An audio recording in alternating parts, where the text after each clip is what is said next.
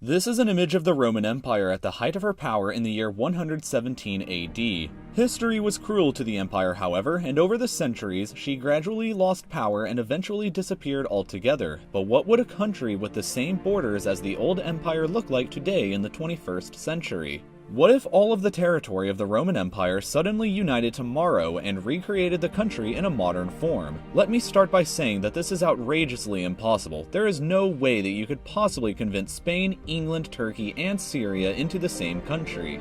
Crimea would get a little more awkward than it already is too, but let us suspend our disbelief for a moment and just imagine what it would actually look like and what living in it would be like. So first off, this is a modern map, and these are what the borders of the Roman Empire would look like were it to come back into existence. In total, 53 different countries would lose all or some of their territory to the empire, which would span over 6 million square kilometers in size. This sounds very impressive, but the empire would actually only be the 7th largest country in the world by size. It would be just bigger than India, but it would be smaller than Australia and Brazil, and Russia, meanwhile, would be nearly 3 times the size of the empire. But size isn't necessarily everything. If we examine the population of this hypothetical empire, it would be roughly 711 million people, or about 10% of the total global population.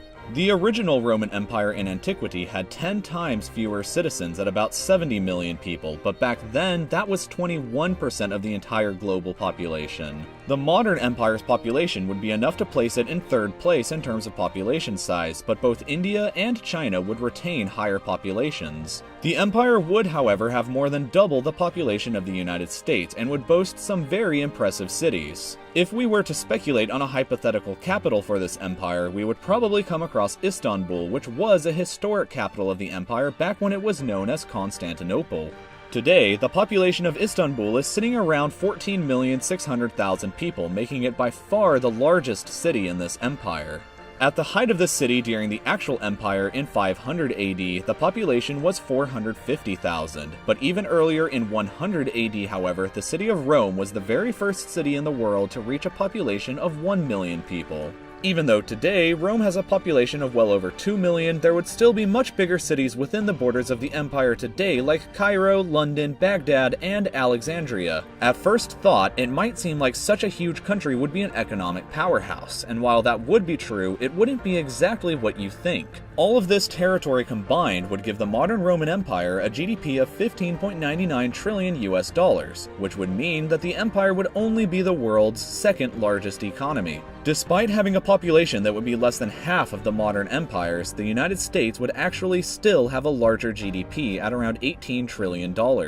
The differences in per capita income, however, would be even more shocking. The modern Roman Empire would have territory in wealthier areas like England, France, and Germany, but also in more impoverished areas like Iraq, Armenia, and Libya. For this reason, the average income of citizens within the empire would be at around $24,623, and this is a pretty low value. The empire would be placed 52nd in the world in terms of how much money the average citizen was earning, just ahead of Kazakhstan, but behind Latvia. With a large GDP and population, however, the empire would have a very large standing army. Averaging all of the active military personnel in the territories within the empire, that would mean the empire's standing military would be at around 2,771,000, which would make the Roman military the largest standing force in the world currently. The final 2 big questions we have left to examine with this country are 1. What would be the dominant languages, and 2. What would be the dominant religions? To begin, the most widely spoken language within the country would certainly be Arabic, which 32% of the population would be speaking. French would be the 2nd most spoken language with about 14% of the population understanding it, while Turkish would be 3rd at about 9.5%, followed by Italian and English to collectively form the top 5 most spoken languages within the modern empire. And finally, we need to explore what the religious makeup of such a vast country would look like. Basically, Muslims would be the largest religious group inside the modern empire, making up 44.6% of the total population.